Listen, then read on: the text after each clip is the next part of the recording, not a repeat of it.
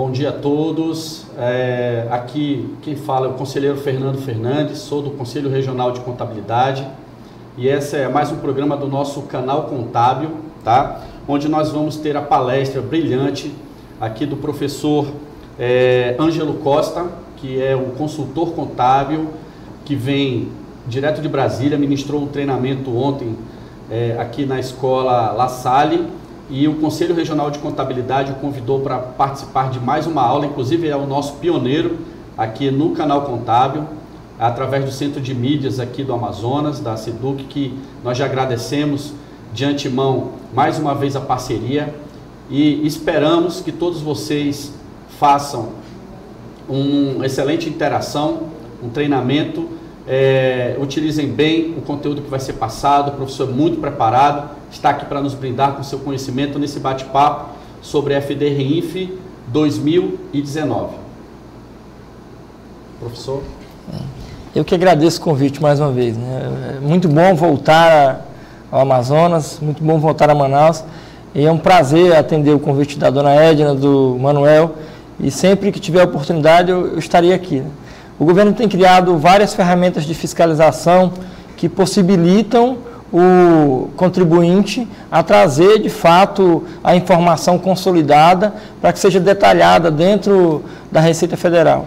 E esse tema que foi abordado ontem, a FDRINF, ele não é um tema diferente dos outros. Todos os módulos do SPED acabam trazendo um detalhamento muito maior do que os PGDs criados pela Receita Federal desde a década de 80. 95 começou, de fato, com o programa via internet, mas antes ele tinha uma entrega em disquete ou uma entrega manual através de formulários. Essa tecnologia, e é uma tendência tecnológica que nós encontremos agora, obrigações acessórias muito mais validadas e que sejam uma ferramenta de fiscalização capaz, inclusive, de levar um contador para a cadeia. Às vezes eu fico brincando com os colegas, dizendo que nós já devemos nos preparar para o mal. E, de repente, tem colegas contadores muito próximos de nós que, por entregar errado, respondem por uma fraude. E não é a mesma coisa. Há uma diferença entre erro e fraude, mas a Receita não se importa com isso. Entregou errado, com certeza ela vai buscar essa informação e, após apurar, pode notificar, multar o empresário e o contador. E pelo artigo 1177 do Código Civil, o contador responsável solidário, ele acaba respondendo.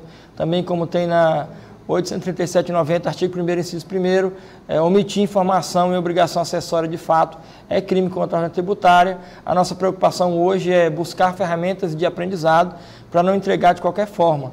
E é uma maravilha ter o canal Contábil, o Centro de Mídias, o próprio CRC participando ativamente na vida do contador do Amazonas, que se espelha, inclusive, em outros lugares que eu tenho ido do Brasil, essa iniciativa de repassar o conhecimento através da educação continuada oferecida pelo Conselho Federal de Contabilidade. Então, a FDRINF é uma escrituração fiscal digital de retenções. E essa escrituração fiscal digital de retenções, ela não é só da retenção tributária de tributos federais, mas de outras informações fiscais e é um complemento ao E-Social. O E-Social, quando foi estabelecido lá em 2010, ele trazia uma perspectiva de informações de relação de trabalho e toda a seção de mão de obra direta viria para dentro do E-Social.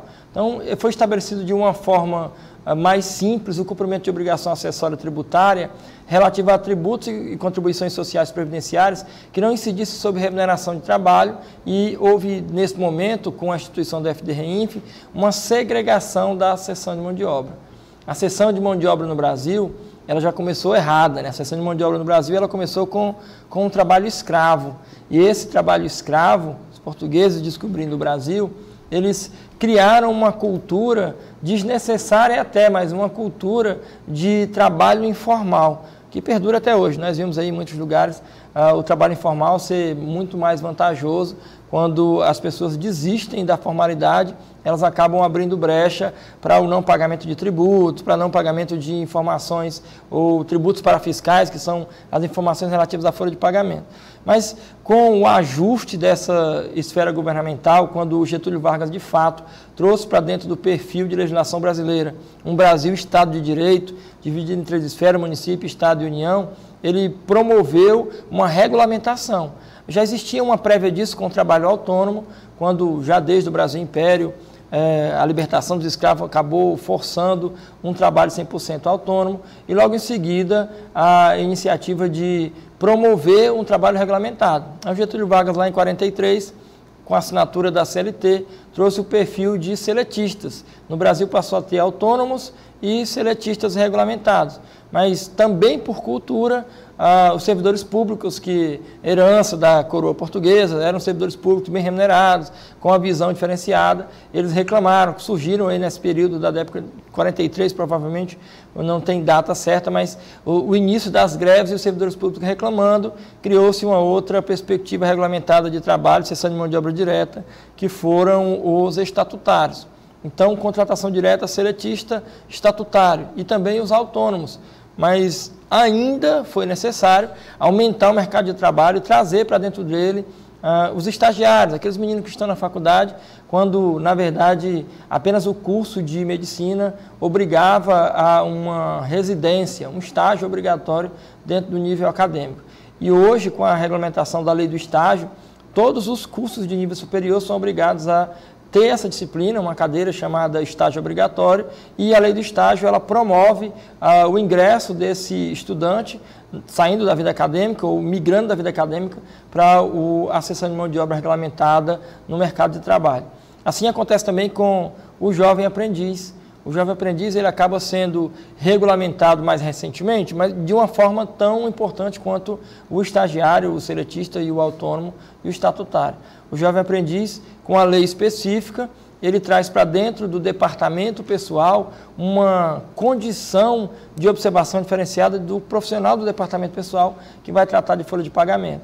E, por último, na seção de mão de obra direta, contratação direta, baseado no artigo 9º do Decreto 3.048 de 99, o sócio, toda vez que a empresa ela tem uma atividade, o sócio é obrigado a fazer uma retirada pro labore. Então, no Brasil, eu tenho autônomo, seletista, o estatutário, o estagiário, o jovem aprendiz e o prolabore como contratação direta de cessão de mão de obra. O governo falou que essa regulamentação de fiscalização é feita pela Previdência, mas a Previdência, por uma série de carências tecnológicas e de pessoal, não conseguia fiscalizar. Aí o artigo 225 do Decreto 3.048, ele traz essa informação da fiscalização obrigatória em documento fiscal, que é a folha de pagamento, mas a folha de pagamento nunca foi fiscalizada.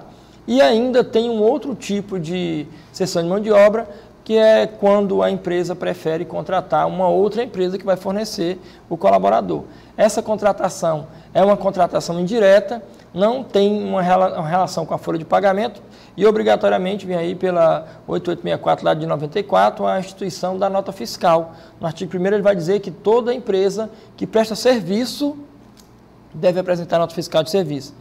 E às vezes até entendido porque compreensível também seja o termo, porque um empregado que tem um salário de R$1.000, ele não custa apenas R$1.000 para a empresa, ele tem mais ainda um 12º de 13º, um 12º de férias mais um terço, 8% do FGTS, se não for, portanto, pelo Simples, o 27,8% do INSS e também passagem, alimentação e essa cessão de mão de obra fiscalizada através de nota fiscal não acontecia pela Previdência, assim como a Previdência tinha carência de fiscalizar também folha de pagamento.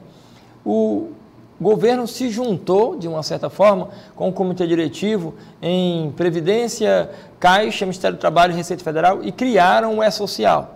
O E-Social ele é específico para a fiscalização da folha de pagamento regulamentado pelo artigo 225 do Decreto 3.048. Mas ficou de fora a fiscalização da terceirização. Essa terceirização que é a contratação do vigilante, da zeladoria, da portaria, da segurança, tudo isso precisava também ser fiscalizado. Apesar de que o Ministério do Trabalho já fiscaliza enquanto empresa, mas não tinha uma regulamentação específica para a fiscalização da nota fiscal, a questão da retenção dos 11%. Aí, para ficar fácil, tudo que for terceirização passa a ser fiscalizado pela Receita Federal. E a Receita instituiu a FDREINF. Então, a FDREINF, de fato, é a fiscalização da cessão de mão de obra apenas das notas fiscais ou apenas na cessão de mão de obra regulamentada com nota fiscal. O artigo 31 da 9711 de 98, ele estabelece que há uma alíquota de 11% a ser aplicada sobre a nota fiscal quando um contratante contrata um serviço mediante cessão de mão de obra. Ainda que seja um trabalho temporário, é obrigatória a retenção de 11%. Aí vem uma pequena dificuldade lá no departamento fiscal, porque é uma informação que vai gerar crédito previdenciário e não um crédito tributário. Nós temos aí uma perspectiva de que quem trabalha no fiscal só tem que fazer a informação de crédito tributário e não de crédito previdenciário ou tributos que são relacionados com a Receita Federal sobre faturamento ou sobre lucro. E ficou meio perdido no tempo. E o agravante nisso tudo foi a desoneração da folha de pagamento. Quando a 12.546 surgiu, trouxe um alíquota de 3,5%. Foi alterada várias vezes e o parágrafo 6º do artigo 5º da 12.995 de 2014, ele diz que essa mesma retenção, que é 11%, quando uma empresa presta serviço para outra empresa, que o prestador cede o seu colaborador, o empregado, ele trabalha dentro do local do tomador, a retenção então cai para 3,5%. E hoje eu tenho prestadores de serviço no Brasil que são obrigatórios à desoneração da folha e outros aí por uma questão de alteração na legislação, ficou até 2021 a desoneração da folha, eles podem optar. Portanto, eu tenho que, a partir de agora, no Departamento Fiscal, me preocupar, porque a Receita Federal e a Receita Previdenciária, elas foram unificadas. Existia a 812/91, já trazendo o artigo 32, prevendo que as empresas deveriam prestar informações à Receita Federal do Brasil, mas essas informações, elas eram informações relacionadas para a Receita Federal, de interesse da Receita, informações relacionadas a fatos contábeis. Mas foi inserido um inciso 4º na 812/91, no artigo 32, pela Lei 11.941 de 2009, que diz que todo contratante de serviço está obrigado a declarar à Receita Federal do Brasil e também ao Conselho Curador do Fundo de Garantia e Tempo de Serviço, dados relacionados a fato gerador, base de cálculo e valor devido da contribuição previdenciária e outras informações de interesse do INSS e também do Conselho Curador. Aí veio, de fato, a divisão. A Receita falou, eu vou pegar as informações relacionadas a notas fiscais e fiscalizar via FD-REINF, que é uma escrituração fiscal digital, onde você tem que informar todos os dados de nota fiscal. O que for contratação direta e não terceirização, vai ser fiscalizado via E-Social. E quando eu faço isso, enquanto Receita Federal, eu consigo finalizar aquele problema que existia de quem fiscaliza a cessão de mão de obra. E essa cessão de mão de obra que começou errada, a partir de agora, ela tem uma dupla fiscalização. Fiscalização previdenciária, que é feita pelo Comitê Diretivo do E-Social, com a Receita Federal, Previdência, Caixa e o Ministério do Trabalho, tudo em cima do E-Social. Talvez aí o E-Social tenha ficado com uma gama de informação muito maior, porque o E-Social ele tem 4 órgãos para fiscalizar, apesar de que a Caixa Econômica não é um órgão fiscalizador, mas acaba tendo. Enquanto que a Receita Federal exclusivamente fiscaliza a FD-REINF, a informação de notas fiscais. Aí, para isso, serão eliminadas as informações da GFIP e da DIF. A GFIP, que nós conhecemos, ela vai estar dividida em, pelo menos, parte que não é despesa da empresa e depois uma parte que é despesa da empresa. Mas a DIF, ela era mais completa, talvez até mais aglomerada, que a Receita fiscalizava sozinho. Enquanto que a GFIP era compartilhada com Caixa Econômica, Ministério do Trabalho, a Previdência e a própria Receita Federal nunca teve interesse de fiscalizar uma CFIP. Lá na CFIP, a informação é, primeiro, os segurados, com tabela progressiva 8%, 9% e 11%. Depois, uma contribuição previdenciária patronal, e isso é despesa da empresa. Segurados não é uma substituição tributária, onde a empresa desconta do empregado e passa para a Previdência. Mas a contribuição previdenciária patronal, 20%, essa sim, ela é obrigatória quando a empresa não é optante pelo Simples, mas o RAT, que varia de 1% a 3%, de acordo com o fator previdenciário, e também os terceiros, que é uma alíquota de 5,8%, Sistema S, que recentemente até foi investigado na Operação Lava Jato, eles têm um rateio baseado aí pelo Fundo de Previdência e Assistência Social, e esse Sistema S, ele é talvez a maior das despesas nas empresas, porque os 20%, em alguns momentos, é possível reverter quando tem desoneração de folha. Agora, o salário família e salário maternidade são os únicos créditos gerados por folha de pagamento. E o outro crédito é a retenção dos 11%. Essa retenção de 11% que tinha na GFIP e ela está no E-Social, ou estava no E-Social no Layout 1.0, ela vai sair. O que eu vou ter agora é apenas a informação até o salário família e maternidade e a retenção de 11% ela vai passar para a FD-REINF. Assim como a GFIP some, segrega, separa, a DIF também vai sumir.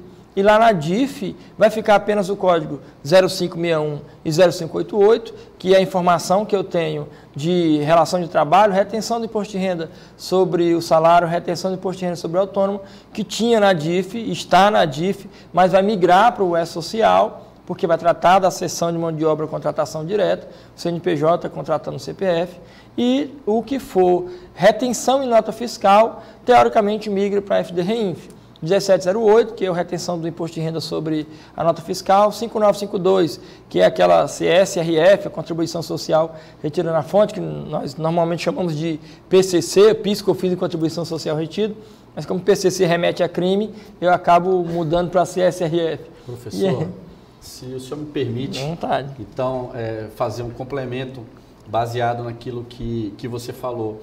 O setor fiscal agora ele não tem só a preocupação agora com a declaração que abrange a Receita Federal. Ele também tem que ter a preocupação com o E-Social. Exatamente. O E-Social ele vai trazer a cessão de mão de obra, contratação direta. E essa cessão de mão de obra direta é do departamento pessoal.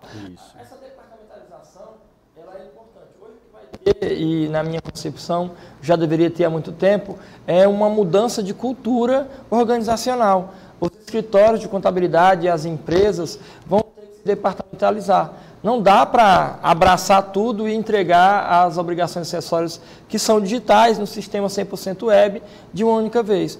O departamento pessoal fica com a E-Social e vai atender mais gente, vai atender Previdência, Caixa, Receita e Ministério do Trabalho, e o departamento fiscal fica com a informação da FD-REINF. O grande detalhe disso tudo é que quando a Receita separou a CEFIP, ela acabou permitindo que os dois departamentos eles se unificassem.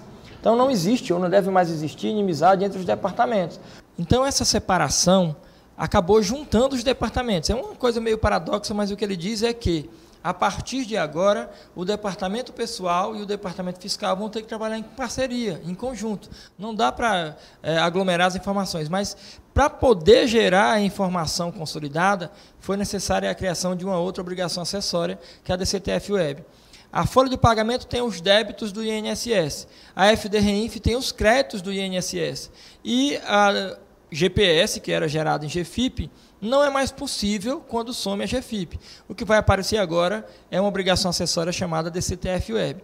A DCTF-Web vai trazer, de fato, a junção da informação do E-Social e da FD-REINF. Então, a DCTF-Web, não sei qual departamento prefere gerar essa informação, porque é informação previdenciária, pode ser que o departamento pessoal gere lá o DARF previdenciário, e some a GPS e se tem o DARF previdenciário. Ou se fica com o departamento fiscal, que está acostumado a se relacionar no ECAC com certificado digital e buscar a informação dentro do ECAC. O que acontece agora é que tem uma junção da informação. Mais do que nunca, professor, então, é importante que os setores se comuniquem, né? Reúnam as informações, separem bem as responsabilidades e conversem melhor para que uma coisa saia uma informação única, consolidada e oficial da empresa. É exatamente isso, Fernando, você falou tudo. É preciso consolidar a informação enquanto empresa. Já ouviu aquele termo, vamos vestir a camisa? Sim. É isso que vai ter que acontecer agora. Todo mundo vai ter que ser um time. E aí fica muito filosófico, fica muito metódico, fica muito uma regulamentação muito específica, mas, na verdade, se não existir, a partir de agora, com a implantação da FD-REINF, uma gestão compartilhada dentro dos escritórios e ainda esse compartilhamento com uma consolidação da informação, eu passo a ter problema, porque a FD-REINF ela também tem uma gama de informação que vai atender, apesar de só Receita Federal, mas vai atender interesses previdenciários. A FD-REINF ela vai relacionar serviço tomado e serviço prestado. ela vai relacionar também recurso recebido e repassado para a equipe de futebol profissional. E ainda informação de pessoa jurídica, que é produtor rural, e quem está na desoneração da folha de pagamento, que é a CPRB. A iniciativa da Receita Federal é buscar para dentro da FDREINF uma fiscalização eletrônica digital que permita acompanhar de perto e em tempo hábil toda a operação comercial de uma empresa que presta serviço, compartilhando e até mesmo confrontando, fazendo um batimento com o tomador. O prestador prestou um serviço e automaticamente o tomador ele é notificado, ou ele tem que receber essa nota fiscal para poder também entregar a FDREINF. E essas informações, elas têm prazos para acontecer. Então, o E-Social vai ser entregue até o dia 7 do mês subsequente e a FDREINF até o dia 15, com a mesma particularidade. O E-Social, ele é feito na competência, ou por competência, ou a folha do dia 1º ao último dia do mês. E a FDREINF do mesmo jeito. Eu vou buscar as informações do mês anterior. E aí as notas fiscais de serviço prestado e tomado, que façam parte da tabela 6 do anexo 1 do layout da FDREINF, são serviços, inclusive, que já estão na Lei 9.711 de 98 e também na IN 971 de 2009. Esses serviços, eles precisam ser, a partir de agora, observados. Então, toda vez que uma empresa presta serviço e ele faz parte da relação de serviço obrigatório, a retenção de 11%, que em algum momento pode voltar para 3,5%, eles vão ter que entregar no dia 15 a FDREINF. E assim que eu entrego o E-Social, já também de forma automática, vai ser gerada a DCTF Web. E a DCTF Web, ela é complementada com débitos vindos do E-Social, créditos vindos da FDREINF. E esses débitos e créditos acabam gerando um DARF previdenciário. Então, não tem mais GPS, o imposto vence lá no dia 20 normalmente, o que vai ter agora é um DARF previdenciário. Aí quem vai gerar essa informação é mais uma questão, de novo, uma questão de gestão. Tem muita situação dentro da FDREINF que é mais gerencial do que técnica, inclusive a relação do empresário com o seu contador. A partir de agora, vamos imaginar hipoteticamente que uma empresa que vende sapatos numa loja lá do shopping, é uma loja do shopping que vende sapato. Essa empresa não deveria entregar FDREINF porque ela não é uma prestadora de serviço. Mas em algum momento da vida dela, ela precisa ampliar a loja e contratar uma empresa de construção civil para fazer uma empreitada, subempreitada ou até mesmo só um reparo. Quando ela contrata uma empresa de construção civil, nesse momento ela vira um tomador de serviço. E por causa disso, ela também entrega a FDREINF. Aí o prestador entrega e o tomador entrega quando o serviço é relacionado no serviço obrigatório à cessão de mão de obra com retenção de 11%.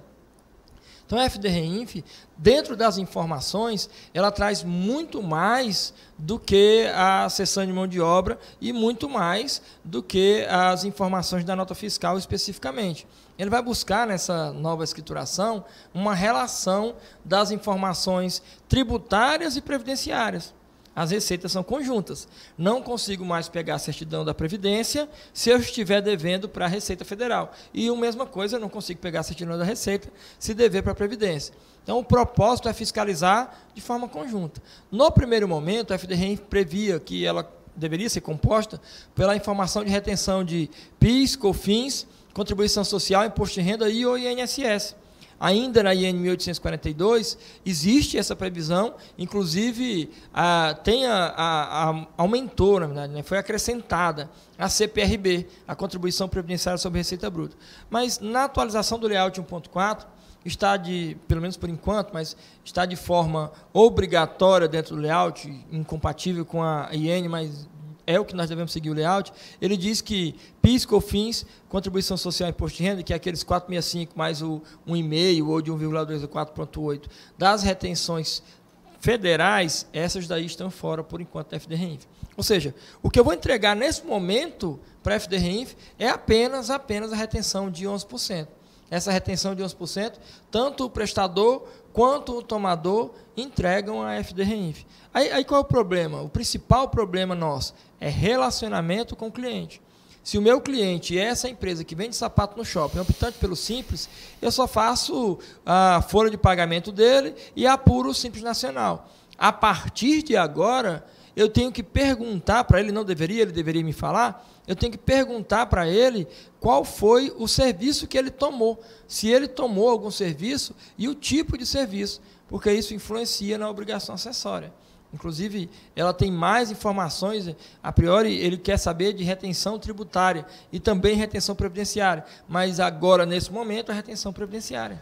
Professor, uma pergunta interessante que sempre a gente escuta nesses treinamentos aí do FDRINF, do E-Social, sobre a questão dos 11%, quando é retido do tomador, nós recolhemos um DAF separado, enfim. E agora, na FDRINF, no E-Social, quando se juntam com a DCTF Web, gera o débito e crédito, certo? E aí gera-se aquela possibilidade de utilizar o valor, inclusive de compensações, com os débitos que tem a empresa para poder só recolher a diferença. Isso procede?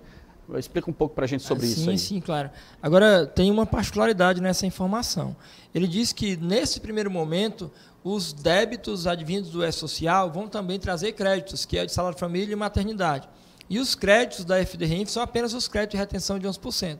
Vão gerar DCTF, e na DCTF é possível, sim, que eu insira outros créditos que não vieram do E-Social e da FDRINF. Por exemplo, um salário maternidade que foi gerado e gerou um crédito muito maior do que o esperado. E esse crédito ele não vai vir dentro do E-Social por completo todos os meses. Aí eu vou ter que trazer de fora, mas a particularidade que eu havia falado é que todo crédito que não vier do E-Social ou da FDRINF, ele precisa ser protocolado na Receita Federal com processo administrativo. Perfeito. Aí alguém até me falou assim, eu tenho retenções de 11% de outros períodos que eu não consigo aproveitar, ou estou aproveitando muito lentamente dentro da CEFIP. Como eu vou fazer isso na DCTF Web? A Receita orienta que eu tire cópia das notas fiscais que geraram a retenção, faça uma declaraçãozinha pequena, numa folha de rosto muito pequena, uma lauda só, ou até mesmo, se eu quiser deixar mais formal, traga um perfil aí de informação detalhado, com mais folhas, mas que eu diga qual é a origem do meu crédito. E protocolo isso na Receita Federal, abrindo o processo administrativo. Aí eu vou conseguir acompanhar dentro da minha DCTF Web os créditos gerados na Receita Federal, importando direto da Receita Federal ou inserindo manualmente, mas vinculando o número do processo. Aí vai ser possível. Então, quer dizer, a vida do empresário, que mais particularmente dentro das atividades de prestação de serviço com retenção de 11%, na qual ele era prejudicado, porque muitas vezes a retenção era muito superior ao INSS da folha, agora ele vai poder utilizar de uma forma mais rápida, inclusive com os tributos federais de outra natureza. Exatamente, Fernando. Ele vai dizer exatamente isso. Quando eu tenho um processo administrativo, eu já estou passando para a Receita Federal o reconhecimento do crédito. E ainda que eu diga que a perda de compra demora 5 anos para ser analisada, que é o prazo prescricional, eu também tenho essa possibilidade agora de pelo menos informar de maneira mais objetiva e rápida a retenção dos 11%, que era muito maior. E empresa optante pelo Simples, por exemplo, que tem retenção de 11%, ela tem aí uma eternidade para aproveitar esse crédito. O que vai acontecer agora é que o crédito ele não prescreve, porque vai estar dentro da Receita Federal como um processo aberto. Exato. Então, ainda há uma outra problemática com relação à FDRINF e também a retenção de 11%, que é quando a empresa está na desoneração da folha. O bloco P da FD Contribuições, ele trazia a informação da CPRB. Esse bloco P na FD Contribuições, eu só consigo informar o que tem de débito gerado lá através da contribuição previdenciária sobre a receita bruta desonerada, mas quando uma empresa prestadora de serviço está na desoneração da folha, que deveria ter retenção de 11%, essa retenção vai cair para 3,5%. E alguns tomadores continuam retendo 11%. Nossa. E aí há uma diferença de 7,5% que eu não sabia onde aproveitar. Agora, seguindo essa mesma ótica, eu consigo juntar um processo administrativo através da informação consolidada e um dossiê pequeno, muito simples, protocolar na Receita Federal. Ainda existe um delay que os servidores da Receita Federal não estão ainda todos os servidores preparados para tratar sobre FDRINF com você. Existe um grupo muito pequeno que consegue te atender e te explicar qual é a melhor forma de aproveitar um crédito, levando em consideração que a GFIP vai ser extinta e a FDRINF não permite a inserção de outros créditos que não sejam da competência passada. Mas, passado esse primeiro momento, que é o momento de implantação, de transição, a gente vai conseguir fazer isso, inclusive, no próprio ECAC, e o sistema web vai permitir que nós abramos depois, talvez, processo administrativo para conseguir informar esses créditos, que aí eu tendo um dossiê montado, ainda que seja analisado, talvez pela DIORT, a Delegacia Tributária da Receita Federal, haja uma possibilidade de, como você falou, mais rápido o reconhecimento do crédito e minimiza impacto de prejuízo de gente que perdia crédito porque prescreveu ou porque não tem mais folha. Então, não consigo um reembolso, mas consigo um aproveitamento muito mais rápido. Então, o propósito da FDREINF é trazer para dentro da fiscalização da Receita Federal informações muito mais detalhadas de nota fiscal que trata de toda a seção de mão de obra, que é a terceirização. Então, esse é o principal propósito da FDREINF. E ela vai trazer ainda um perfil de detalhamento muito maior do que existia na DIF e na CEFIP. O próprio XML, depois que ele foi implantado enquanto nota fiscal eletrônica, que logo, logo deve chegar para todo mundo, fala logo, logo, mas aqui é Brasil, tem umas dificuldades, né? E não por questão tecnológica, porque nós temos um polo tecnológico muito bom. Outro dia eu estava, e volto de novo para Santa Catarina, e lá em Florianópolis existe um fórum, na verdade um polo tecnológico muito bom, que eles mesmos promovem fóruns para trazer melhorias tecnológicas, não para combater essas fiscalizações da Receita Federal, mas para ajudar contadores, né, o pessoal buscou gente que entende tecnologia para automatizar processos. E esses processos, eles precisam acontecer. Professor, uma coisa interessante que nós presenciamos muito nos congressos de contadores que existem durante o ano, aí Brasil afora, a necessidade do contador se relacionar cada vez mais e cada vez melhor com a tecnologia, né? O que o senhor tem para falar para a gente sobre isso? É uma tendência, né? Não existe outra forma. O contador talvez seja a profissão mais antiga do mundo, pela necessidade de registrar e escriturar as informações patrimoniais, mas que aquela escrituração em papel, e eu comecei a brincar de contabilidade em 93. Eu percebi uma mudança, todo mundo percebeu essa mudança no decorrer dos anos.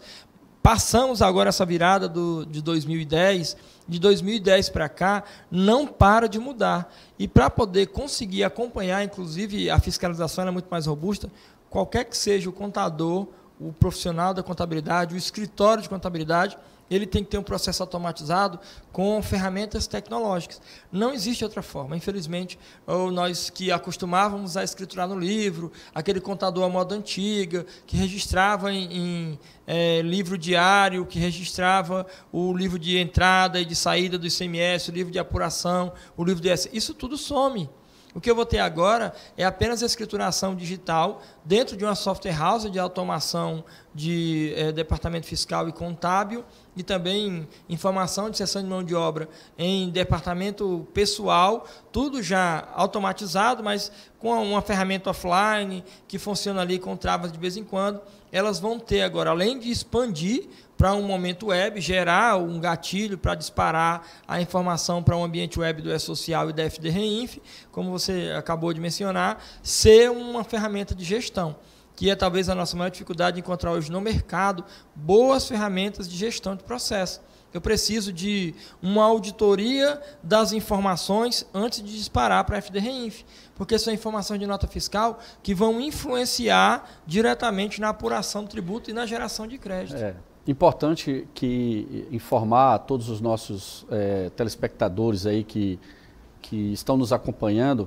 O CRC Amazonas, ele promove sempre treinamentos voltados para essa questão do despertar tecnológico.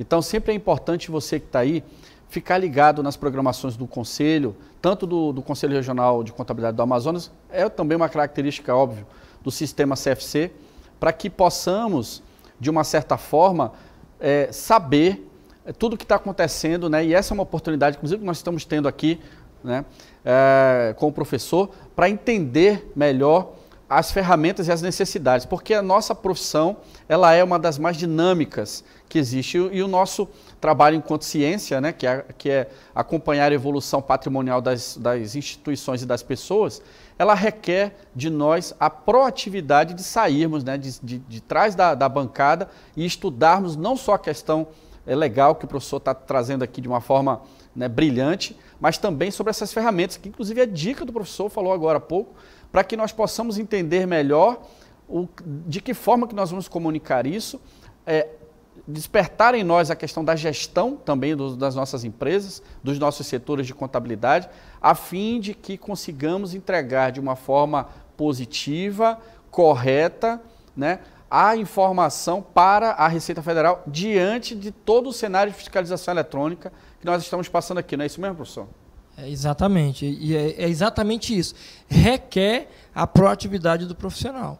Hoje não dá mais para ficar apenas atrás da bancada, usando as suas palavras, inclusive, e esperando que a Receita Federal seja conivente com a nossa inatividade. Eu vou colocar talvez de uma forma mais simples, com a nossa ociosidade. Então eu preciso levantar, correr atrás, buscar a própria educação continuada do Conselho Federal de Contabilidade. Ela estimula isso e eu não paro de falar, tenho uma admiração enorme pelo povo manauara, pela a busca que teve ontem ali no La Salle. Nós tivemos um número de inscritos, acho que eram mais de 100 pessoas, mesmo um número gigantesco de pessoas no auditório do La Salle, talvez até pelo medo de tomar multa, mas até esse medo de tomar multa é a motivação de buscar informação. A FDREINF, ela é hoje o grande boom do momento, porque nós estávamos acostumados a esperar que o profissional do departamento fiscal apurasse o tributo e me dissesse, olha, deu tanto para pagar, pode passar para o cliente. Às vezes eu nem tinha relacionamento com o cliente. Enquanto empresário contábil, o meu relacionamento com o cliente era via funcionário, via colaborador. Esse colaborador hoje, até faço um adendo a isso, esse colaborador hoje do departamento fiscal não pode ser apenas operador, ele tem que ser analista fiscal. Ele tem que saber analisar e entender as retenções que uma nota fiscal sofre e qual é o diploma legal que caracterizou essa retenção. Ele precisa conhecer o portfólio dos seus clientes, ele tem lá uma série de quinais e um cliente só apresenta vários quinais. Não tem problemas que tem clientes que criam o seu próprio quinai.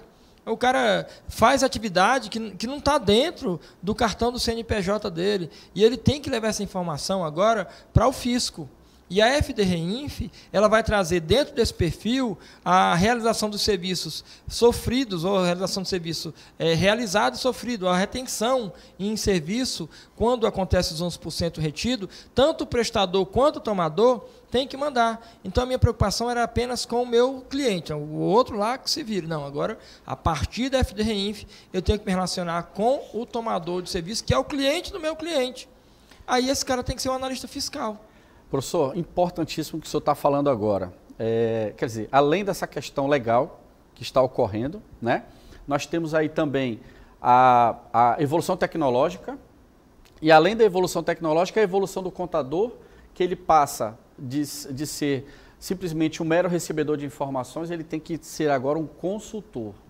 Ele tem que partir da estagnação para o ponto principal, que é o relacionamento com o cliente, analisando de uma forma mais profunda os seus documentos societários, a atividade fim que ele executa, né, e trazendo um relacionamento, inclusive, com o mundo externo, que é o contador, historicamente, ele tem aquela característica de não querer se relacionar com as pessoas, então ele precisa se desenvolver habilidade de relacionamento interpessoal, a habilidade de comunicação para passar uma questão técnica mais fácil para o seu cliente, que ele não entende nada disso, ele não quer entender, mas ele precisa ser agora um colaborador direto, né, da contabilidade dele, e mais ainda o relacionamento com o contratado do seu cliente. Você acabou de explicar o que eu venho falando há mais de 5 anos. Você percebe que a FDREINF, ela é só um startup para aumentar todo o processo de relacionamento e gestão empresário-cliente. Então, não é só a FDREINF, é o E-Social, é a DCTF Web, é o SPED Contábil, é o SPED Fiscal. Ele tem agora, nesse meio de fiscalização digital, uma necessidade de estreitar o relacionamento do empresário com o seu contador, do contador com o seu colaborador, do colaborador com a legislação, do empresário com a legislação, do contador com a legislação. E a Receita Federal, se nós olharmos com viés positivo, essas mudanças, inclusive com a implantação dessa escrituração fiscal digital de retenção na fonte, ela acaba sendo, de fato, uma oportunidade de juntar as informações, porque o que vai acontecer agora é que a retenção da contribuição previdenciária sofrida e realizada vai aproximar o prestador com o seu tomador de serviço. Assim como as retenções de contribuição social, PIS, COFINS e Imposto de Renda, que por enquanto estão aí em stand-by, as realizadas, quando elas voltarem para a FDREINF, ela vai permitir que a pessoa do departamento fiscal ela tenha um contato maior com a legislação, porque ela vai ter que saber qual é o perfil do seu cliente. Também recurso repassado e recurso recebido de associação esportiva vai aproximar o contador ou o empresário com clubes de futebol que tem uma retenção diferenciada, que é 5%, e traz para dentro desse perfil agora um grupo, uma oportunidade que vai gerar aí esse grupo, um aumento, inclusive, dele, e também uma possibilidade de melhoria na estrutura intelectual dos colaboradores e do próprio contador. Professor, a gente está vendo um aumento aqui desse debate, eu acho que é um dos mais valorosos possíveis, né? Você vê a necessidade do contador se atualizar legalmente, se atualizar tecnologicamente, ter um perfil mais proativo, cuidar melhor do seu time. Ele precisa estar ligado ao seu time, quer dizer, ele tem que ter agora uma habilidade de gestão de pessoas maior ainda. Quer dizer, ele tem aquele analista, ou vamos botar o cara que aperta o botão dentro da planilha do Excel, transforma numa guia e transmite isso nas declarações, para um cara que, inclusive, ele tem que ter a habilidade de interagir com o cliente, porque se for só ficar o contador para conversar com o cliente, vai ter problema. Então, o analista, ele vai ter que ter essa habilidade também, e o gestor, que é o contador, ele tem que ter agora a responsabilidade de desenvolver a sua equipe. E, além disso, né, nós estamos vendo aí uma grande leva de informações dizendo assim, a profissão de contabilidade vai acabar, o contador vai acabar. Eu nunca vi alguém falar que uma ciência, né, vai acabar. Então, realmente são uns brincantes quem fala isso. Então, o CRC Amazonas tem procurado fazer, inclusive, palestras nesse sentido, de falar sobre a importância do contador, que não vai acabar. O que vai acabar é o contador, o perfil do contador que fica atrás da mesa, que conversa somente com seu computador. Então, esse cara está fadado a terminar suas atividades. Mas o que o professor está falando para nós aqui é que o contador que cuida da parte legal, que ele já estuda, já é um estudante, ele tem que se ligar na questão tecnológica. Ele tem que gerenciar pessoas, ele tem que se comunicar com o mundo lá fora e ele tem que ser proativo. Esse cara tem mercado. Tem, professor? Exatamente, tem mercado. É exatamente isso. São essas as palavras, né? O contador proativo, e aí, como você falou numa frase anterior, é que ele tem agora estimulada a sua proatividade, o mercado é dele. O mercado é dele. E vai abranger muito mais do que ele tem hoje. Então, o mercado ele acaba trazendo pessoas jurídicas que são produtores rurais para dentro do perfil do escritório de contabilidade, a agroindústria, o pessoal que tem contribuição previdenciária sobre receita bruta. E aí há uma dificuldade de interpretação da legislação pelos empresários, até receita de espetáculo desportivo. Tudo que eu for entregar numa FDREINF ou num E-Social ou a geração de DCTF Web, ela necessita de acompanhar de perto a legislação. E ainda tem uma outra particularidade na FDREINF, que é processos administrativos judiciais. Então, o que o Fernando acabou de dizer, que é aquele cara que já estuda, e uma ciência que, de fato, não vai acabar, o que vai mudar é o perfil desse profissional, até para ele conseguir hoje aproveitar um crédito, e nós falamos agora um pouco anteriormente sobre aproveitamento do crédito, ele vai ter que montar um dossiê, ainda que não seja um advogado, mas nessa interdisciplinaridade ele vai ter que buscar um conhecimento mais voltado para a área do direito, para poder entregar na Receita Federal uma argumentação legal e uma argumentação técnica que não tenha um indeferimento, que ele consiga montar. Tem colegas contadores hoje que têm dificuldade não só de entregar FDREINF, que tem dificuldade de falar para o cliente qual é o melhor regime de apuração tributária para ele, qual é a melhor atividade que ele pode prestar. Então, não existe uma gestão. E, a partir de agora, com essas cobranças, essa gestão ela vai aparecer. Eu entendo que é um startup de fato. FDREINF é uma necessidade de informar tudo que é relacionado à retenção na fonte. Então, ele vai trazer para dentro desse perfil agora uma interpretação de que eu tenho que estudar e buscar tudo que for legislação relacionado a essa retenção na fonte. Professor, o senhor me permite ainda complementar? Dentro de um planejamento estratégico que muitas empresas executam periodicamente, tem a matriz SWOT, né, ou a matriz FOFA, né, que são as siglas que a gente fala sobre a questão das ameaças, das forças, né, das oportunidades. Então, muitas vezes as pessoas analisam essas declarações, essas obrigações acessórias, como algo que vem de uma forma sobrecarregar ainda mais a burocracia. O que nós estamos vendo aí, na verdade, são oportunidades, né, que inclusive o contador deve se preparar, também, na verdade, se preparar não, já tem que agir, né, para se tornar um captador de clientes através dessas oportunidades que a FDRinf e o E-Social estão trazendo, né? Novas oportunidades, novos clientes estão surgindo e a própria questão burocrática que nós estamos vendo aí com a FDRinf, o E-Social e a DCTF Web, nos traz a abraçarmos novos clientes e identificarmos oportunidades de aumentar o faturamento do nosso escritório. Não é isso mesmo, professor? É isso mesmo, é isso mesmo.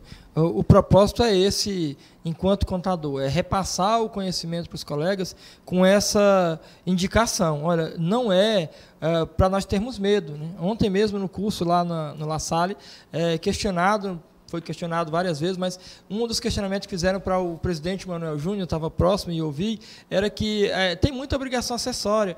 Por que o CRC e o CFC não se juntam para poder buscar uma diminuição dessas obrigações acessórias? Eu vejo como uma oportunidade. Se você olhar o layout de um FDRinf, o layout do E-Social, o layout de um SPED contábil ou SPED fiscal, ele é apenas o repasse da escrituração que nós fazemos diariamente, agora num ambiente 100% web, a Reinf e o E-Social, mas que é uma oportunidade de trazer essa tecnologia, montar um processo de gestão com matriz SWAP, e até tem uma outra coisa sendo implantada muito bem no Brasil, que já existe nos Estados Unidos, que é o compliance. Todo mundo consegue trazer hoje para dentro das empresas, dá para trazer para dentro da tua casa uma gestão via compliance. Tu consegue gerenciar risco, oportunidade, e a FDRinf, ela vai promover isso.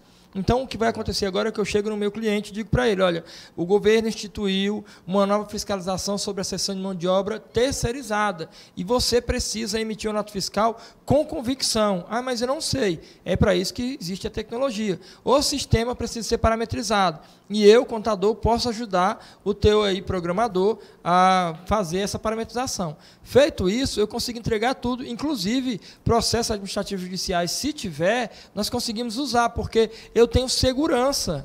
Eu sou uma pessoa que vou conseguir ter segurança. É claro que é um processo. Eu não sou o detentor de todo o conhecimento, até porque a legislação é muito ampla, ninguém sabe tudo. Mas é por isso que eu sou um cientista. É por isso que o Fernando é um cientista. Nós somos bacharéis em ciências contábeis, então somos cientistas. O nosso papel é pesquisar eternamente. Sempre vou estar pesquisando, e mesmo que exista uma base legal, um princípio ético, exista postulados, ainda vão ter essas coisas, como, por exemplo, a FDRinf, que ela é simples e objetiva, trazendo um montão de informação que eu preciso detalhar para a Receita Federal. Inclusive, toda a composição da FDRinf, ela permite esse detalhamento e posso usar como uma ferramenta de gestão e passar para o meu cliente um relatório, informando para ele que tem aí problemas na empresa. Então, nós estamos aí diante de um cenário extremamente oportuno, né, de grandes possibilidades para a nossa profissão, né, enquanto cientistas da riqueza, né, e o Conselho Regional de Contabilidade traz aqui o professor Ângelo, que está nos abrilhantando nessa manhã com tanto conhecimento, não só da questão legal, mas reafirmando as possibilidades que nós temos de melhorar a nossa gestão.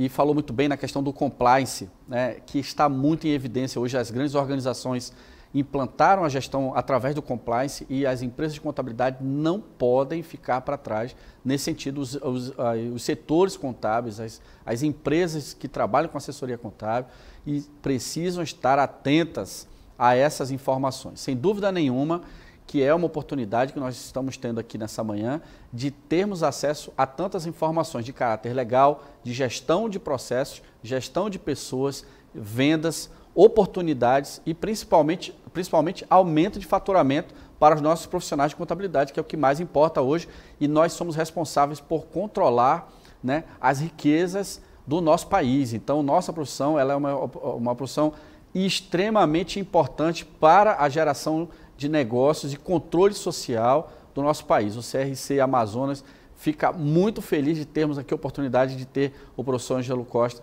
trazendo esses despertares. Então, quando falar em contabilidade acabar, quem vai acabar, na verdade, é o profissional que não quer sair atrás da cadeira, não quer estudar, se preparar e também melhorar a gestão do seu negócio.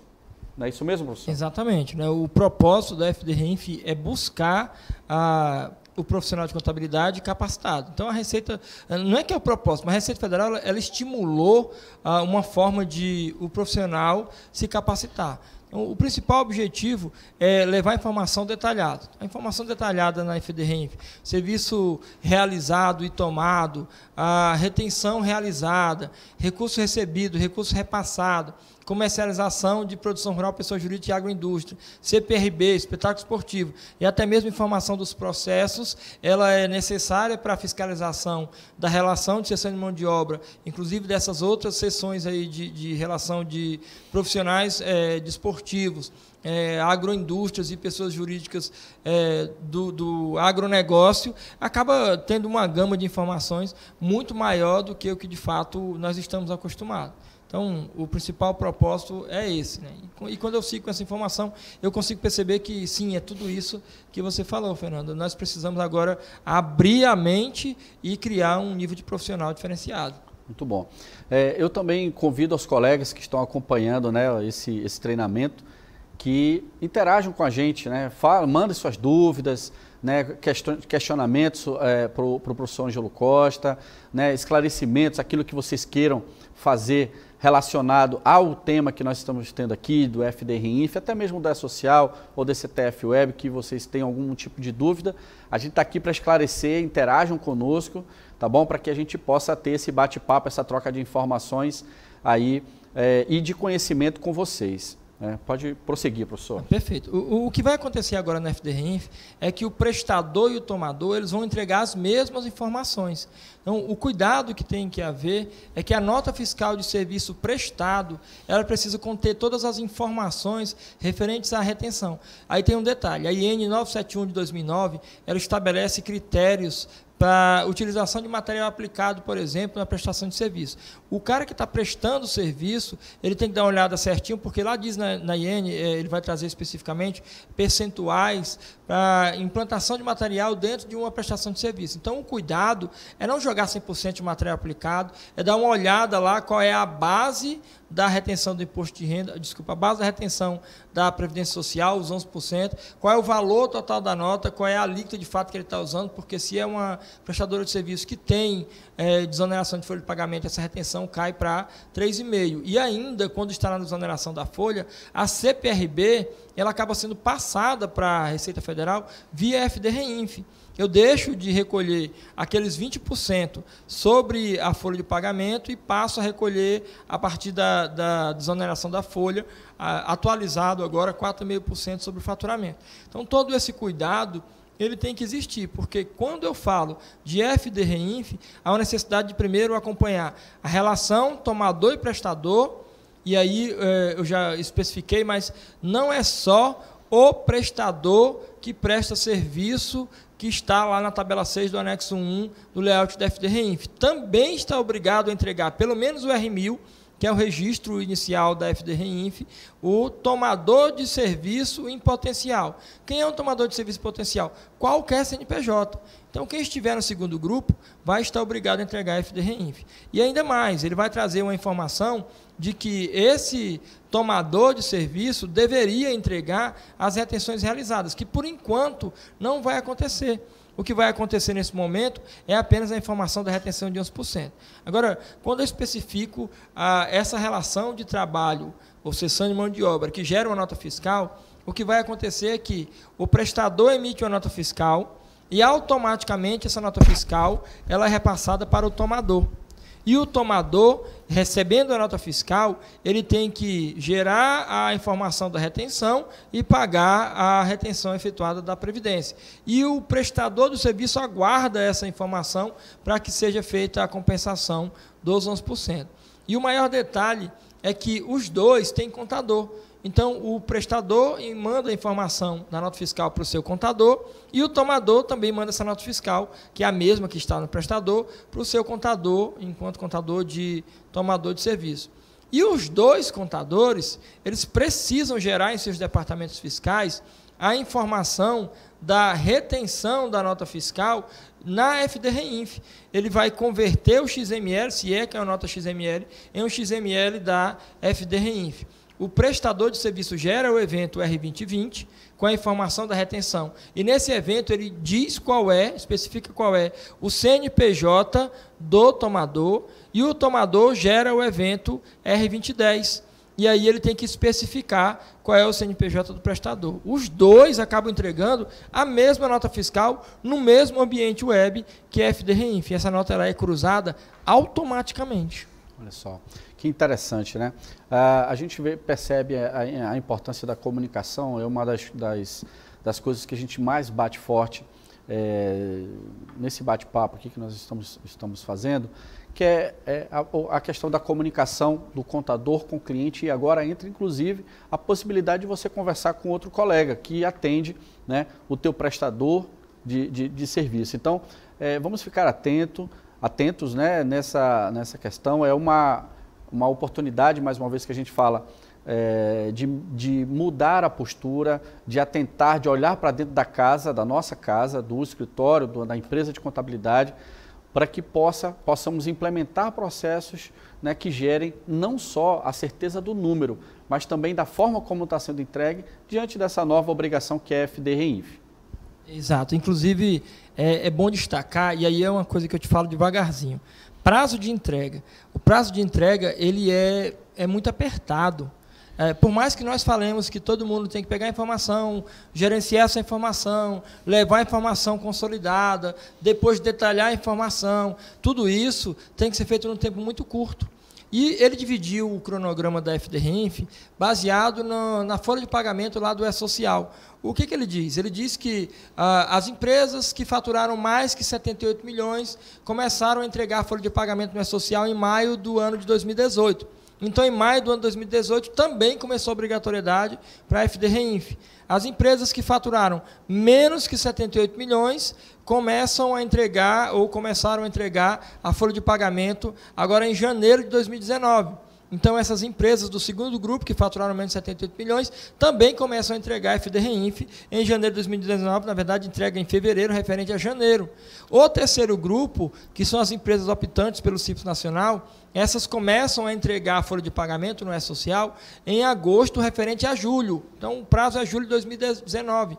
A mesma coisa acontece para a FD-REINF. Empresas optantes pelo Simples, elas entregam a FD-REINF também em julho, ou no dia 15 de agosto, referente a julho. O detalhe é que essas empresas optantes pelo Simples precisam observar, lá no artigo 2º da IN 1842, uma seguinte situação. Se ela abriu, a partir do dia 2 de julho de 2018, essa empresa, mesmo optante pelo Simples, ela fica no segundo grupo. Então, o que ele vai dizer é que, a partir de agora, a minha preocupação é, dentro do cronograma, ou prazo de envio, ele vai trazer. O primeiro grupo já começou em maio do ano anterior.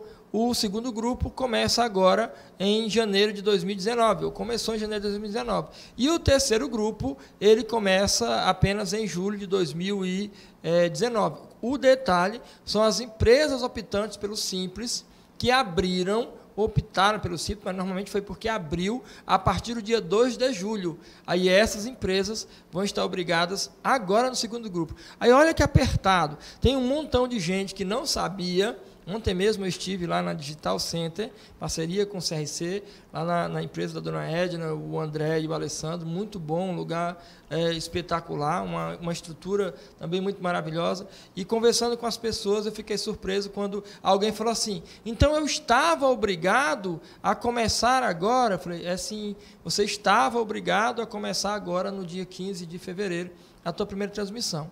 A IN, a instituição normativa, ela é uma instituição técnica, que eu preciso ou montar um grupo de interpretação, e alguns escritórios de contabilidade, estavam outro dia no interior de São Paulo, alguns escritórios de contabilidade, eles têm montado lá em São Paulo um grupo de estudo. Parece faculdade, mas funciona. Eles pegam ali um espaço do horário de trabalho e colocam os meninos do departamento fiscal para debater sobre alguma legislação. Não dá para debater tudo, porque a própria alteração do regulamento de imposto de renda, que é o decreto 3.000, foi alterado agora em 2018, em novembro, pelo decreto 9.850, ele tem 1.050 artigos. Então, não dá para debater 1.050 artigos, mas pelo menos fazer uma leitura diagonal, buscar no portfólio de clientes lá da empresa, no escritório, quais são os perfis que se encaixam ali dentro dessa legislação. Mas quando ele fala de FDRINF, eu tenho que ter o máximo de cuidado, porque quem está obrigado? Toda empresa que presta serviço e que toma serviço. Então, quem deveria entregar o evento R1000? Todas as empresas que tomaram o serviço. E também as empresas prestadoras que estão lá dentro da tabela 6 do anexo 1. Produtor rural, pessoa jurídica, está obrigado. Quem repassa recurso para a equipe de futebol ou a própria equipe de futebol. Inclusive, quem tiver aí a CPRB. A FDRINF ela vai estar dividida em eventos. O que são esses eventos? Ele fala que cada um deles é um arquivo XML. Agora, no dia 15 de fevereiro, o segundo grupo teve que entregar o R1000. Esse R1000 é o cadastro da empresa, com a classificação tributária dela. Aí eu sou optante pelo Simples, então ele tinha que dizer qual era o início da obrigatoriedade de Simples, ou da opção pelo Simples. E depois ele ainda trazia um outro evento para ser mandado até o dia 15, que era o processo administrativo judicial. Se tinha processo administrativo ou judicial, tinha que ter informado também o pessoal do segundo grupo. O primeiro já foi. O terceiro já tem que se preparar, optantes pelo Simples, para entregar, não no dia 15, mas um pouco antes. Abre no dia 10 de julho, como abriu no dia 10 de janeiro, o período para a entrega desses dois eventos iniciais. Os eventos periódicos, que são do 2010 ao 2060, porque o 2070, que é a retenção de imposto de renda, PIS, COFINS e contribuição social, está suspenso, esses eventos periódicos são entregues até o dia 15. E aí é onde eu aproveito de novo a fala do Fernando, não dá para ficar sentado esperando o software fazer para mim. Eu preciso entender o que é e eu preciso gerar essa informação. Então, todos os eventos na FDRINF, quando eles são periódicos, eles passam por um fechamento. Esse evento de fechamento, que é o 299, ele só vai acontecer se eu tiver escriturado corretamente. E aí, ainda tem um detalhe que se o 299, que é o evento de fechamento, foi enviado, automaticamente ele gera a DCTF Web. E se o DAF estiver errado, não dá para alterar na DCTF Web. Tem que voltar na FDRINF, ajustar na FDRINF para poder entregar de novo. E aí acontece uma outra problemática que eu dependo de novo da pessoa do sistema. Precisa ser enviado um 298 abrindo o fechamento para depois fechar de novo. Você já imaginou a burocracia que é o retrabalho? Uma das coisas que eu mais discordo na nossa profissão é retrabalho. Ninguém gosta, nem na época de faculdade, hoje eu dou aula em algumas faculdades, eu vejo um menino falar assim, olha, eu fiz o meu TCC, o meu artigo, e aí eu não consegui passar, porque segundo o meu orientador não está bom, a banca não vai aprovar. Eu tive que refazer todo. Eu falei, cara, por isso que a partir da vida acadêmica já se prepara para fazer o melhor, dar o melhor já na primeira vez, porque depois fazer retrabalho é muito ruim. Se você já imaginou nesse paralelo, num departamento fiscal, você escriturar todas as notas, mandar FDRINF e perceber que escriturou errado, que o arquivo XML, onde tinha base de cálculo da retenção, tu colocou o valor da nota, onde ele tinha a alíquota da retenção, tu colocou a alíquota de algum outro tributo, mas e o sistema passa, é por isso, de novo, aproveito as palavras, até conversando outro dia com o André Ednelli, lá, o filho da dona Edna, a gente está falando exatamente isso. Precisamos encontrar no Brasil softwares de automação que façam auditoria, que validem, que ele não diga apenas que você preencheu uma alíquota, mas que ele diga, essa alíquota não está certa. Essa alíquota não é para ser 11% do INSS, deve ser 3,5%, porque lá no cadastro você disse que a tua empresa era desonerada, a tua empresa fazia parte do projeto Brasil Maior com a desoneração da folha. Então, eu preciso de um software que faça essa validação. Mas como é que eu faço se não existe esse software? Estuda. Eu preciso, enquanto contador, me aperfeiçoar, porque os eventos vão acontecer, os eventos eles vão trazer, inclusive, uma possibilidade de retorno. Quando eu mandar o 5001 e o 5011, eu consigo ver tudo que já foi transmitido lá para a FDRINF. É só para buscar, parece com Receita Net BX, lá do SPED Contábil e do SPED Fiscal. E ainda existe 2 eventos não periódicos, que é o 3010 para espetáculo desportivo e o 9000, que é para entrega aí, ou para cancelamento, exclusão de outros eventos. O propósito maior da FDRINF, além de fiscalizar, é acompanhar toda a sessão de mão de obra, é acompanhar toda a relação de trabalho. Mais do que isso, a Receita encontrou uma ferramenta maravilhosa. Ela vai conseguir fazer batimentos. Ela consegue pegar os eventos da FDRINF, fazer batimento de um com o outro e fazer batimento também com obrigações acessórias externas, que é o que eu estava pensando, Fernando. O Brasil, a gente precisa, de fato, entender o que o governo quer, porque em outros lugares, e você pesquisa por aí, o compliance, que tem sido, de fato, uma evidência dentro de grandes empresas, ele está chegando aos escritórios de contabilidade. Eu tenho buscado uma ferramenta de gestão enquanto contador e repassado para os colegas de Brasília ou qualquer lugar do Brasil que eu vou, que nosso diferencial é o conhecimento. E aí, quando eu entrego uma obrigação acessória dessa, tenho que entender que a Receita vai cruzar isso com outra coisa. Assim como ela cruza o imposto de renda da pessoa física com a DIF, e se tu não declara uma receita que tu teve de uma empresa que tu prestou serviço, que tu trabalhou para ela, e ela entrega na DIF, você cai na malha fina.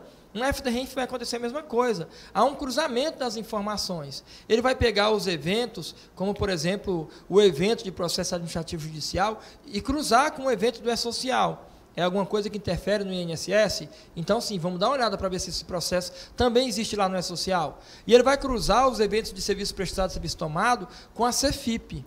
A CEFIP não vai sumir, ela vai ser descontinuada. A última atualização foi a versão 8.4. Até descobri ontem que foi a versão 8.4.1, agora em 2017, depois da 13467, que é a reforma trabalhista, que não reformou muita coisa. Mas ele tem um cruzamento agora do serviço prestado e tomado, que é o que gerou a informação dos 11%, com a CEFIP. Ele vai cruzar, inclusive, o 2060, que é a informação da desoneração da folha, com a FD Contribuições. Mas por que eu faço essas coisas duplicadas? É uma espécie de prova dos 9, de validação. E cruza também o 2070, que ainda não está disponível, até foi retirado, suspenso por enquanto, com retenção de imposto de renda, PIS, COFINS e contribuição social, com DCTF e DIF. Então, esses cruzamentos é que vão fazer acontecer, de fato, o que nós dissemos. Obrigar o contador a se adaptar, obrigar o contador a se atualizar para não cair numa malha. E ainda ele faz batimento da FDRINF com ela mesma. Ele pega lá o 2020 e o 2010, o serviço prestado, serviço tomado, ou serviço tomado e prestado, e cruza com ele mesmo. Ele fala, olha só, o prestador disse que a nota fiscal era de 100 mil e que teve a retenção de 11%. O tomador disse que a nota não era de 100 mil, que a nota só era de 80. Mas isso é possível? Existe um delay na informação, às vezes, porque quando eu emito uma nota fiscal para um tomador, e às vezes, quando é órgão público, ela acaba transitando por dentro de todo o órgão, pelo setor de homologação, de empenho, financeiro, até chegar no departamento fiscal, e a informação acaba sendo desencontrada, porque às vezes passa o documento físico que é a nota, às vezes passa um relatório com a informação. Se não for a própria nota fiscal que chegou lá na ponta, que é no departamento fiscal, o carinha lá do departamento fiscal do órgão público foi escriturar por um relatório, um cadastro, uma ficha, há uma possibilidade de haver um desencontro. Então, essas informações cruzadas, elas vão possibilitar uma fiscalização mais robusta, mas, de novo, com viés positivo, vai possibilitar que nós, contadores e os colegas que trabalham em departamentos, eles possam ter mais conhecimento, estreito relacionamento com o cliente. Aproveitando de novo o que você falou, é uma oportunidade, não uma dificuldade, apesar de que é muita coisa para fazer. Dá para ficar louco? Sim, claro. Se você não tiver cuidado, você acaba estressando. Mas é uma oportunidade. Eu aproveito, inclusive, para citar que muitas empresas de contabilidade estão criando, né, setores de auditoria interna. Né? É importantíssimo que você, que está, né, sendo privilegiado de receber essas informações e esse treinamento aqui do professor Ângelo, perceba a importância de tudo que está sendo falado. A possibilidade de você agregar valor ao serviço que você entrega, implementando um novo setor na tua empresa, não para ir atrás de erros, pelo contrário, a auditoria interna não é para isso, é para validar a tua política de compliance, para melhorar as informações que você entrega e evitar aquilo que o professor falou e que é muito sério e muito importante, que isso inclusive prejudica financeiramente as empresas, que é o retrabalho. Então, é importantíssimo que você atente também para essa questão da auditoria interna, para validar as informações que você entrega para o órgão público, inclusive para melhorar seus processos, né? Porque a auditoria interna não é para ser caça às bruxas, não, mas sim para melhorar seus processos internos, torná-los mais valorosos, inclusive para que você pegue no final do ano ou no final, na renovação do teu contrato, você consiga agregar valor para o teu cliente na entrega do teu serviço. Faz sentido aí, professor? Com certeza, é exatamente isso. Eu até tenho reforçado em todos os lugares essa informação. Nós precisamos auditar os nossos processos, auditar os processos que nós temos com nós mesmos e também com os clientes. Não pode, eu vejo às vezes uma tentativa errada de melhoria de trabalho. Já vi em algumas consultorias, pela minha empresa de consultoria, a pessoa falando assim para mim, olha, aqui eu já proibi o Facebook, proibi o WhatsApp, proibi o YouTube, que é para o trabalho render. Eu falei, tá, mas e o que mais? Não, já proibi tudo. Eu falei, mas como é que vai render? Só vai ter mais tempo? Porque ele vai focar mais agora no trabalho, mas assim, você está preparando esse colaborador através de uma não conformidade, não que você seja um agente de qualidade, não que eu precise estar aí vinculado a uma certificação do ISO 9000 ou do MPSBR, mas esse compliance, de fato, dentro das empresas, dos escritórios principalmente, ele vai permitir que a FDREINF ela evite multas. O que é a FDREINF? A FDREINF é a fiscalização da seção de mão de obra terceirizada. Quando eu presto serviço e quando eu tomo serviço, que esteja obrigado lá, a relação de serviço elencado na tabela 6 do anexo 1, está obrigado. Agora, além disso, há um cruzamento dessas informações com a própria FDREINF e com o que está fora da FDREINF. E quem está obrigado à FDREINF? Qual é o CNPJ obrigado à FDREINF? Todos. Então, todos qual? Todos. O MEI é um CNPJ, ele está obrigado? Está. Todo mundo vai ter que entregar FDREINF. Tá, mas o MEI, o cara que é o Simples Nacional, o empresário individual, esses daí são tão pequenininhos que eles não têm serviço prestado tomado, mas estão obrigados a entregar o R1000, e aí ele vai dizer que o MEI, o produtor rural, o Simples Nacional, vão entregar lá em julho. Agora, o pessoal do segundo grupo, que são empresas que faturaram menos de 78 milhões, já começou agora. Alguém me pergunta assim, e um condomínio? Porque condomínio, eu não quero nem ter contador no condomínio, porque eu tenho ali o pessoal da administração do condomínio. Então, vai ter que entregar também. Porque o condomínio, normalmente, ele contrata o porteiro, o zelador de uma empresa terceirizada. Então, todo mundo que tem CNPJ vai entregar. Como é que eu vou fazer isso? É por isso que não vai sumir a figura do contador. O contador precisa passar essa orientação. E tem multas absurdas. As multas, mas como você pode falar isso? É porque as multas, de fato, são absurdas. As multas trazidas pela 1842, essa IN, ela especifica uma multa maior do que a Lei 12766. A 12766 de 2012, quando ela trouxe multas, ela dizia que as multas eram só de R$500. Só que as multas trazidas pela IN, ela tem 2% no mês calendário, ou a fração desse mês calendário, incidente sobre o montante dos tributos informados na FDREINF. E ele fala que ainda que eles tenham sido pagos. Então, se eu não entregar a informação, ainda que o tributo tenha sido pago, eu pago. Não entendi muito bem, mas ele diz assim, olha, se eu tenho R$100 mil de retenção na fonte, eu vou pagar 2% sobre isso. Tá, mas se não é isso tudo, se a retenção na fonte me gera aí 2% sobre ele, vai me dar apenas R$35. Existe uma multa mínima. A multa mínima, quando eu não entrego no prazo, é de R$200 para uma empresa sem movimento, e se ela não tiver movimento, tem que entregar no dia 15, eu deveria ter entregue no dia 15 agora, e entrega no dia 15 de janeiro do ano seguinte. E todo dia 15 de janeiro fica entregando o evento de fechamento 29,9. A multa mínima é R$200 por não entregar no prazo. E ainda R$500 se tiver movimento. Ainda que os 2% seja menor, R$500, tem uma multa mínima de 500. Tem um limite, que é 20% lá da operação, mas se você olhar na 1266, a 12766, na verdade, 2012, ele dizia lá que o limite de uma multa é de 5 milhões. Então, a própria lei lá de 2014, que trouxe a SF e instituiu, inclusive, as multas para obrigações acessórias, baseada naquela medida provisória lá de 2001, ela traz multas naquele período limitadas a 5 milhões. Então, as multas, elas têm, assim, um perfil, não entregou no prazo, é multa de 2%. Multa mínima, sem movimento, R$200, com movimento, R$500, limitado a 20. E ainda uma outra multa por entregar com informação omitida ou inexata, que é um problema. É claro que a Receita, sempre que traz a instituição normativa, ela traz uns atenuadas, né? Uma atenuada dessa é a redução.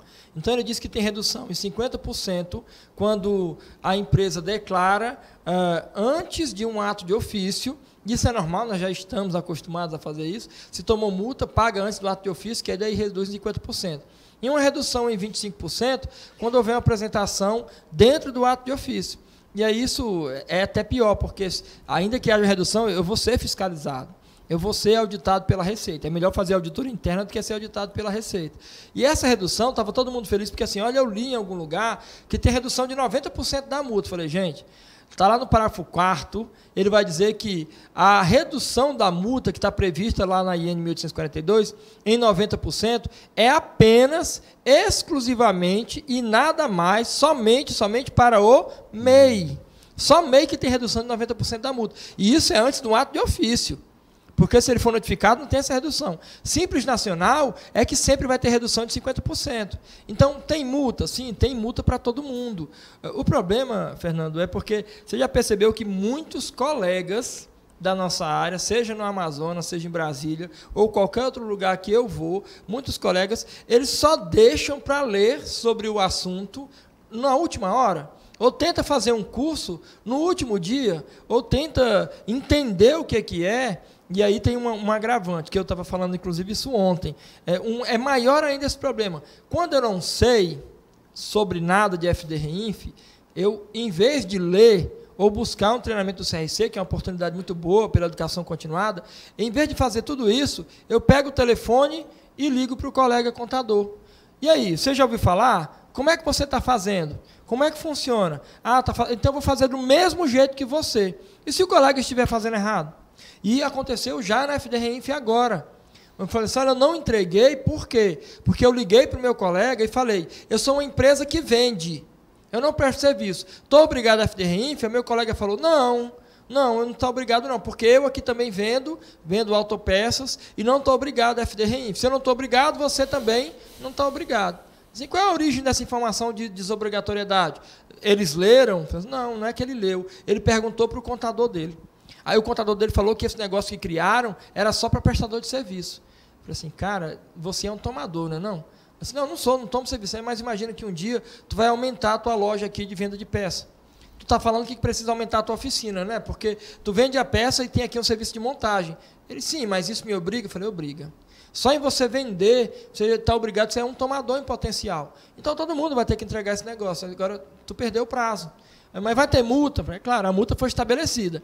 A Receita falou que não vai dar anistia, mas se você não entregou no prazo, entrega. Se foi problema de software, dá um print de tela lá do software. Se é problema de conexão com o servidor, dá um print de tela do erro, porque se você for cobrado, tem como abrir um processo administrativo impugnando a multa, que inclusive na própria instituição normativa que criou a DCTF Web, ele tem na parte da multa um texto falando que a multa pode ser impugnada, e nós podemos usar isso como jurisprudência, né? Que ele fala que não é multa específica da DCTF-Web, mas esse decreto, ele é de 72. Lá em 72 saiu um decreto, que eu não me lembro do número, que inclusive está na instituição normativa que trouxe a DCTF-Web, que ele diz que se eu não concordar com a multa, eu posso redigir uma carta até manualmente, endereçada ao delegado da Delegacia da Receita Federal e passar para eles, protocolar, para que essa multa não seja aplicada, porque eu discordo dela, só que eu tenho que ter embasamento para não tomar multa.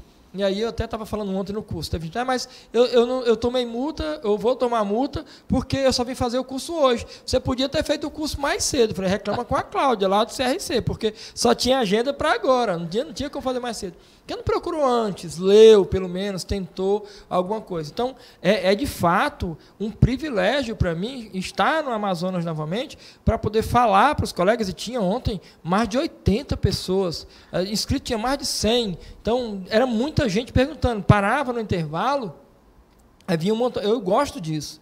Eu gosto que as pessoas vão perguntar, porque o meu propósito, e não é que eu seja aquele cara filantropo, mas o meu propósito na verdade, passar o conhecimento para que os colegas não tomem a multa. Eu, inclusive, fui o primeiro contador do DF a entregar o SPED contábil. Então, pioneiro no DF, no SPED contábil, abri oportunidade para falar disso da aula. Também fui o primeiro a tomar multa. E multa por quê? Porque nós entregamos de qualquer jeito. A gente era a primeira vez que estava fazendo, não éramos obrigados, numa fiscalização da PGFN, acabamos tomando multa. Então, o propósito, de fato, Fernando, é entender a FDREINF, mas mais do que isso, abrir a mente para, a partir de agora, toda vez que prestar ou tomar serviço, dar uma analisada na legislação. Vou fazer a pergunta que o colega aí de trás está com dúvida. Sou essa empresa de venda de sapato. Não tomo serviço ainda, mas vou ampliar minha loja e vou contratar um terceirizado para fazer ampliação, vou contratar uma empresa de engenharia e construção. E aí, eu já deveria entregar a FDREINF, mesmo sem eu tomar nada, mesmo sem eu prestar o serviço. Não espero o evento acontecer para entregar. Aí eu não venho entregando. Aí contratei a prestação de serviço, e vou ter a retenção dos 11%, enfim, vou entregar a partir daquele momento. E o para trás, como é que ficou? Se ele faturou menos que 78 milhões, obrigatoriamente deveria entregar o R1000, que é o cadastro da empresa, agora no mês de fevereiro até o dia 15. Começou dia 10 de janeiro, foi até o dia 15. Se ele não entregou isso, aí chegou lá o momento que tomou o serviço, ele vai ter que entregar essa informação, não dá para entregar ela retroativa, vai ter que ser naquele momento, ele está sujeito à multa. Agora, nesse momento, qualquer tomador, mas quem é que é tomador? Todo mundo pode ser um tomador em potencial. Então, qualquer empresa, qualquer CNPJ que faturou menos de 78 milhões, deveria entregar o R1000 e também o evento sem movimento, que é o 299. Perfeito. Então, vamos lá, vamos alertar o colega aí. A empresa é do comércio, ou comércio de uma forma em geral, não presta serviço e não toma serviço comumente. Tem que entregar o evento de cadastro, que é o R1000, e todo mês de janeiro tem que entregar a declaração sem movimento, para não pegar multa. Exatamente. Quando ocorrer um evento de tomada de serviço, prestação de serviço com mão de obra, aí faz o evento com movimento, perfeito? Exatamente isso. Show de bola. Exatamente isso. Não é difícil de entender a FDREINF, ela é bem simples. O nosso maior problema, de fato, vai ser gerenciamento. Sim. O que pode acontecer, e até acho que vai acontecer, esse meu cliente, que é o cara que tem o comércio, quando ele toma o serviço para ampliar a loja dele, ele não me fala. Porque ele diz, não, eu te passo os dados da folha do meu funcionário para você gerar a folha. O ponto, talvez, e as horas extras que ele fez. E eu te passo também as notas fiscais das vendas que eu fiz. Nota fiscal de serviço que eu tomei, eu não te passo. É aí o problema. Sim. Eu preciso, a partir de agora, estreitar esse relacionamento com esse cliente. Dentro, então, dos processos internos das empresas de contabilidade, tem que ter uma atenção agora ultra mega power sobre as prestações de serviço, principal, mesmo que o camarada seja do comércio, quer dizer, principalmente, né? Quem for de serviço é obrigatório, mas quem é do comércio tem que estar atento a isso. E a questão de levar multa, que o professor Ângelo falou, ele vem despertar para todos nós a necessidade de um controle gerencial de datas, de um controle gerencial de pessoas, das obrigações, auditoria interna, tecnologia. Você que tem um software que está desatualizado, o momento, inclusive, já passou, porque era para você encerrar até dezembro e começar em janeiro. E agora você vai ter um pouco de trabalho adicional, mas precisa atualizar o teu software, precisa se atualizar em processos, em pessoas, gestão interna, vendas, identificar oportunidades, encher o bolso de ganhar dinheiro utilizando essas oportunidades que a FDRinf, a Social e a DCTF Web estão trazendo aí para agora, para a nossa gestão. Lembrando que nós temos os colegas aí de Manacapuru, Maués e Borba que estão assistindo a nossa transmissão e concito vocês a fazerem perguntas. O professor aqui, como ele bem falou, gosta de ensinar, está aqui colaborando conosco, né? Então, utilize esse canal, nós vamos ter o maior prazer em responder a tua pergunta, a tua dúvida, mas eu vou falar para vocês, eu não sei se vai ter dúvida não, que o professor é fera, está tirando todas as dúvidas aí, todos os pontos estão sendo batidos. É bom, eu me sinto privilegiado. Mas essa é a ideia, é que nós, contadores, nós conseguimos nos unir, e esse é o propósito, né, nos unir, e conseguimos, nesses últimos anos, aumentar a credibilidade da classe através de conhecimento. E não tem como eu crescer profissionalmente se não for conhecimento. E nós batemos nessa tecla agorinha que nós somos pessoas que dependem do conhecimento para poder desenvolver nossa atividade. Nós vendemos, na verdade, uma atividade intelectual. Eu não vendo preenchimento. Nós não somos a pessoa contratada para digitar dados. Na verdade, eu preciso, com certeza, absorver conhecimento. Apesar de ser uma diversidade gigantesca de legislação, eu preciso absorver esse conhecimento para repassar para o meu cliente de forma filtrada. Você já percebeu que quando eu tenho um cliente, ou quando o cliente vem na mesa do contador, ou senta do lado lá do colega do departamento fiscal, ele não pergunta como que chegou naquele imposto, ele só quer saber assim, quanto que eu tenho que pagar? Mas você tem que pagar esse valor porque houve aqui uma dedução da retenção que você sofreu. Não tem como tirar isso. Eu já ouvi absurdos de clientes dizerem que não queria retenção. Se você emitir a nota sem a retenção, para mim é melhor. Falei, por quê? Fluxo de caixa. Eu recebo do meu tomador de serviço o valor bruto. E aí depois eu pago o imposto. Eu falei, mas a retenção é a substituição tributária. Ele é obrigado a reter de você. Ele é obrigado a fazer o pagamento. Eu não posso emitir a nota sem retenção. E se você emitir a nota para mim sem retenção, o que pode acontecer? Primeiro, vai ser um crime contra a ordem tributária.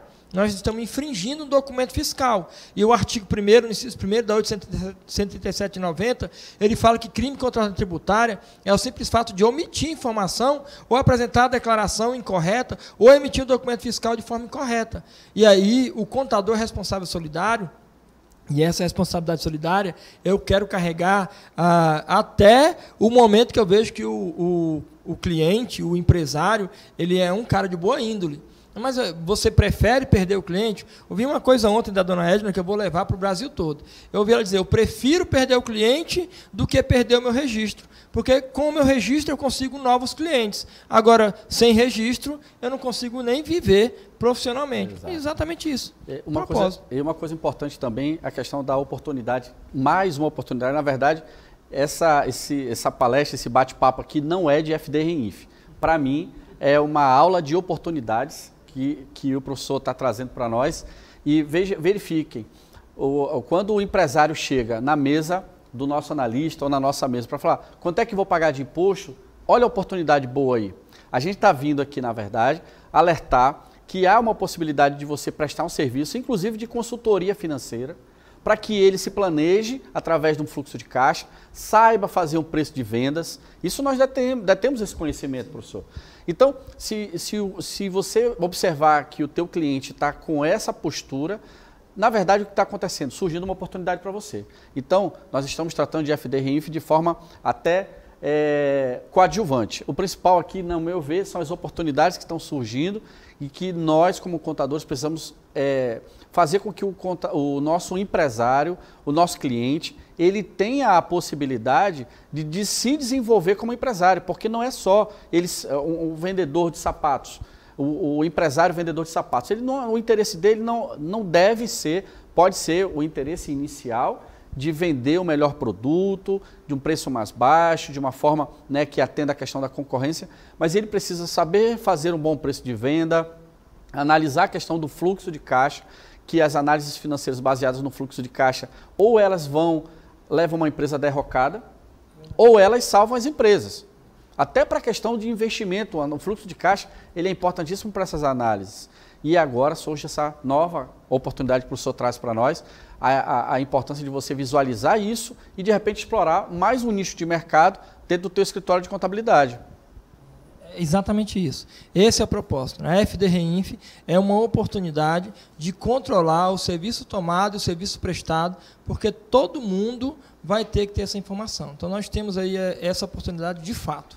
O que a gente gostaria, na verdade, é de começar as nossas conclusões, e aí eu peço para o professor, nós temos ainda alguns minutos, se pudesse destacar os pontos mais importantes, em rápidas palavras, sobre o FD Reinf 2019, as oportunidades, enfim, aquilo que a gente tratou aqui, para que possamos esclarecer para o nosso telespectador, os nossos parceiros que estão assistindo, tá bom? E aí a gente dá seguimento já para a conclusão desse bate-papo maravilhoso.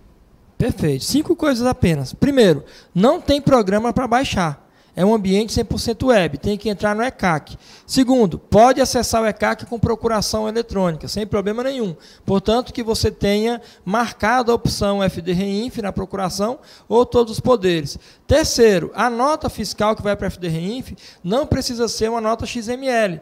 Ela pode ser uma nota de papel emitida lá pela prefeitura, como nota avulsa de uma empresa, mas que ela tenha que ser convertido em um XML de FD Reinf, que é um XML específico. Quarto, serviço tomado e serviço prestado, eles vão ser enviados quando acontecerem, e se não acontecerem, as empresas prestadoras de serviço e as tomadoras entregam sem movimento. E por último, para evitar multa, a orientação geral é olhar detalhadamente qual é a atividade do teu cliente e estreitar o relacionamento com ele. Então, se eu tenho 5 informações muito simples que eu vou mandar no FD Reinf e o prazo para a entrega é dia 15, já começou, não dá para fazer muita coisa, né? O que tem agora, eu perdi o prazo dia 15, manda fora do prazo e espera que não seja multado pela Receita Federal. Bom, obrigado, professor Ângelo. Em nome do CRC Amazonas, nós agradecemos a sua presença, né, vindo aqui para o Amazonas. Você que é do Ceará, os cearenses vão dominar o mundo, né? Eu já falei isso aqui para você e repito, está lá no DF passando uma chuva, mas na verdade o mundo todo é do cearense. É impressionante como eles estão em todos os lugares de forma brilhante e em destaque. Então agradeço muito para o professor Ângelo Costa, veio aqui a brilhantar esse canal contábil com esse treinamento, né? Não só treinamento, mas um despertar para novas oportunidades aí dos nossos profissionais de contabilidade, também das pessoas que estavam assistindo, trouxeram situações positivas aí para o nosso conselho. Então, em nome do nosso presidente Manuel Júnior, agradeço imensamente a sua presença, a sua colaboração no canal contábil.